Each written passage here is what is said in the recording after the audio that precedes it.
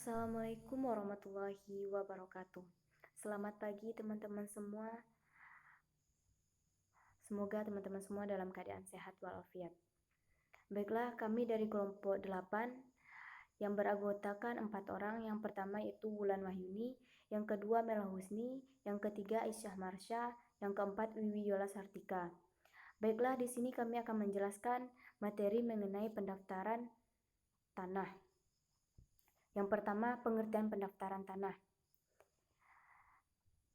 Asal-usul istilah pendaftaran tanah berasal dari istilah kadastri, yaitu suatu daftar yang melukiskan semua persil tanah yang ada dalam suatu daerah berdasarkan pemetaan dan pengukuran yang cermat.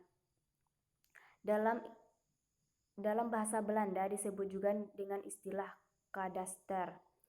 Dan dalam bahasa Latin yaitu capistrum, yang dalam bahasa Prancis berubah menjadi kadaster, yang berarti suatu register atau kapita atau unit yang diadakan untuk kepentingan pajak tanah Romawi. Nah, dalam istilah ini ditegaskan bahwa kadaster adalah rekod atau rekaman daripada lahan-lahan, nilai daripada tanah, dan pemegang haknya untuk kepentingan perpajakan. Menurut S. Roughton Simpson sebagai yang dikutip oleh AP Perlindungan bahwa pendaftaran tanah merupakan suatu upaya yang tangguh dalam administrasi kenegaraan, sehingga dapat juga dikatakan sebagai bagian dari mekanisme pemerintahan.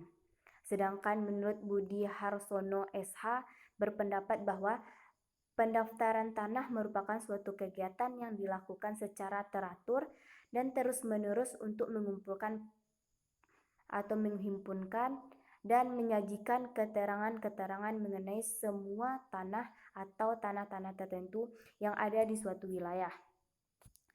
Sedangkan menurut pasal 1 PP nomor 24 tahun 1997, pendaftaran tanah adalah rangkaian kegiatan yang dilakukan oleh pemerintahan secara terus-menerus, berkesinambungan dan teratur meliputi pengumpulan, pengelolaan, pembukuan dan penyajian serta pemeliharaan data fisik dan yuridis dalam bentuk peta dan daftar mengenai bidang-bidang tanah dan satuan-satuan rumah susun termasuk pemberian sertifikat. Nah, sebagai surat tanda bukti adanya bidang-bidang tanah yang sudah ada haknya dan hak milik atas suatu rumah susun serta hak-hak tertentu yang membebaninya. Selanjutnya itu dasar hukum pendaftaran tanah.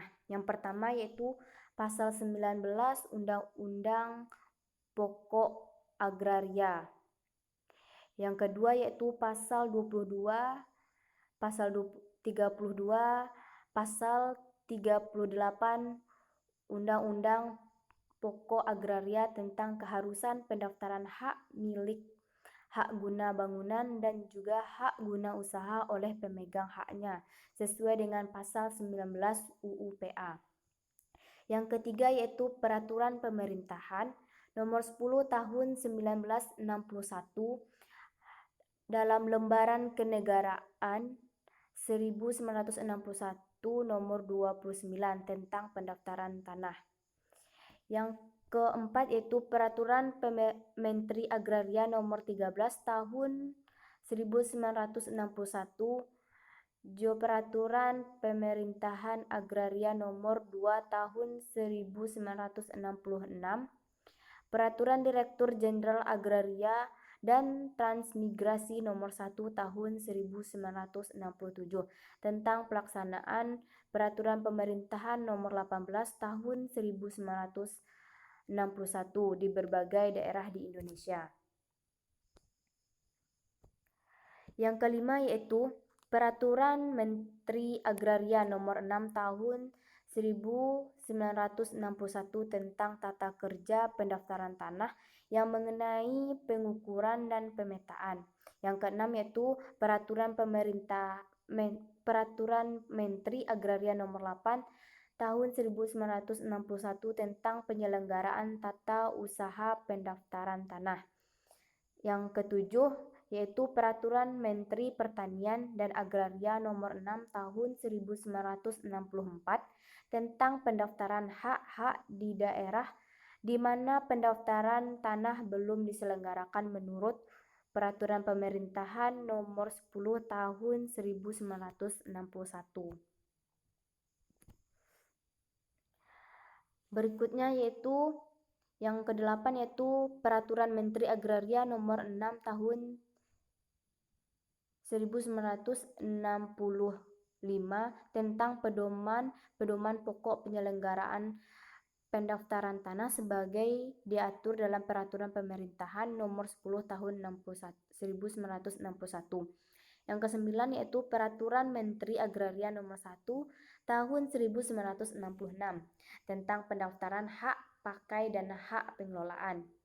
Yang ke-10 yaitu Peraturan Deputi Menteri Kepala Departemen Agraria Nomor 4 Tahun 1966 tentang pedoman dasar pengukuran dan pembuatan peta-peta sebagai dimaksud dalam ayat 1, dalam pasal 1 ayat 2 dan pasal 6 ayat 1 Peraturan Menteri Agraria Nomor 6 Tahun 1965.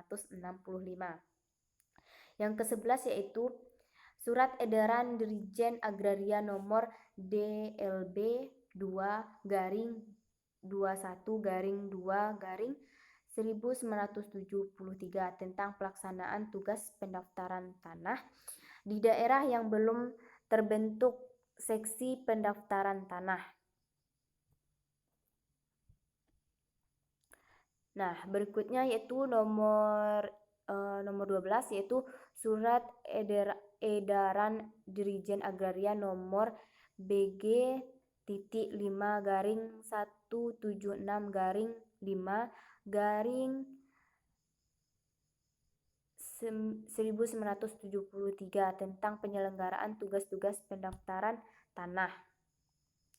Yang ke-13 yaitu Peraturan Menteri Dalam Negeri Nomor 16 Tahun 1975 yaitu tentang penggantian pendaftaran tanah dan pemberian sertifikat dalam rangka pengukuran desa demi desa menuju desa lengkap sesuai dengan PP Nomor 10 Tahun 1961. Yang ke-14 yaitu Peraturan Menteri Dalam Negeri Nomor 4 Tahun 1974 tentang penyelenggaraan tata usaha pendaftaran tanah yang dipunyai bersama dan pemilik bagian bangunan yang ada di atasnya. Yang ke-15 yaitu Peraturan Menteri Dalam Negeri Nomor 2 Tahun 1978 tentang biaya pendaftaran tanah. Yang ke-16 yaitu Peraturan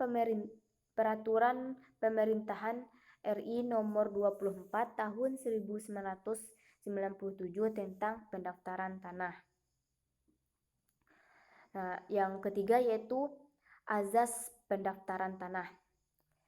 Azas pendaftaran tanah dalam pendaftaran tanah yang dimaksud sederhana dalam pelaksanaannya agar ketentuan-ketentuan pokok maupun prosedurnya dengan mudah dapat dipahami oleh pihak-pihak yang berkepentingan, terutama hak atas tanah. Yang kedua, azas aman. Maksudnya yaitu untuk menunjukkan bahwa pendaftaran tanah perlu diselenggarakan secara teliti dan cermat, sehingga hasilnya dapat memberikan jaminan kepastian hukum sesuai dengan tujuan pendaftaran tanah itu sendiri. Azas yang ketiga yaitu azas terjangkau. Maksudnya yaitu keterjangkauan bagi pihak-pihak yang memerlukan, khususnya dengan memperhatikan kebutuhan dan kemampuan golongan ekonomi. Pelayanan yang diberikan dalam rangka penyelenggaraan pendaftaran tanah harus bisa terjangkau oleh pihak yang memerlukan. Berikutnya yaitu azas mutakhir. Data yang tersedia dalam penunjukan keadaan yang mutakhir untuk diperlukan diikuti kewajiban pendaftaran dan pencatatan berupa yang yang terjadi di kemudian hari. Selanjutnya yaitu mengenai tujuan pendaftaran tanah. Pemberian kepastian hukum dan perlindungan hukum sebagai pemegang hak atas suatu bidang tanah, satuan rumah susun, dan hak lain yang terdaftar agar dengan mudah dapat membuktikan dirinya sebagai pemegang hak yang bersangkutan. Tujuan yang kedua yaitu untuk menyediakan informasi kepada pihak-pihak yang berkepentingan termasuk pemerintahan agar dengan mudah memperoleh data-data yang diperlukan dalam mengadakan perbuatan hukum mengenai bidang-bidang tanah dan satuan-satuan rumah susun yang sudah terdaftar. Berikutnya yaitu untuk terselenggaranya tertib administrasi pertanahan. Adapun manfaat pendaftaran tanah yang pertama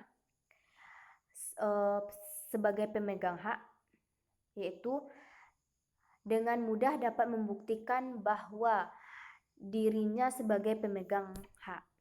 Yang kedua yaitu memperoleh jaminan kepastian hukum dan perlindungan hukum. Yang ketiga yaitu kemudahan dan mempersingkat proses peralihan hak atas tanah. Yang kedua oleh pemerintahan. Manfaatnya yang pertama yaitu dapat terciptanya tertib administrasi pertanahan. Yang kedua, dapat memperlancar dalam kegiatan pemerintahan yang berkaitan dengan tanah dalam program pembangunan. Yang ketiga yaitu dapat mengurangi sengketa di bidang pertanahan. Penyelenggaraan pendaftaran tanah. Penyelenggaraan pendaftaran tanah dalam hal pelaksanaan pendaftaran tanah dilakukan oleh Kepala Kantor Pertanahan, kecuali kegiatan-kegiatan tertentu yang di dalam Peraturan Pemerintahan Nomor 24 Tahun 1997 tentang pendaftaran tanah atau peraturan perundang-undangan yang bersangkutan ditugaskan kepala pejabat lain. Dalam hal ini, pendaftaran tanah Kepala Kantor Pertanahan dibantu oleh pejabat pembuatan akta tanah dan pejabat lain yang ditugaskan untuk melaksanakan kegiatan-kegiatan tertentu sesuai dengan ketentuan peraturan perundang-undangan yang berlaku.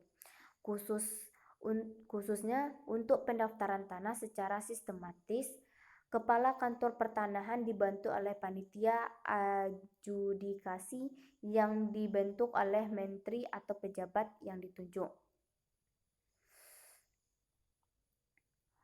Uraian pendaftaran tanah berdasarkan Peraturan Pemerintah Nomor 24 Tahun 1997. Yang pertama yaitu membuat peta dasar pendaftaran. Yang kedua, menetapkan batas-batas bidang tanah. Yang ketiga, mengukur dan memetakan bidang-bidang tanah dan membuat peta pendaftaran. Yang keempat yaitu membuat daftar tanah. Yang kelima, membuat surat ukur. Yang keenam yaitu mengumpulkan dan mengolah data yuridis serta pembukuan hak. Berikutnya, pengumuman data fisik dan data yuridis. Selanjutnya, pembukuan hak. Dan yang terakhir yaitu penerbitan sertifikat. Nah, baik teman-teman semua, hanya inilah materi dari kelompok 8. Terima kasih atas perhatiannya. Assalamualaikum warahmatullahi wabarakatuh.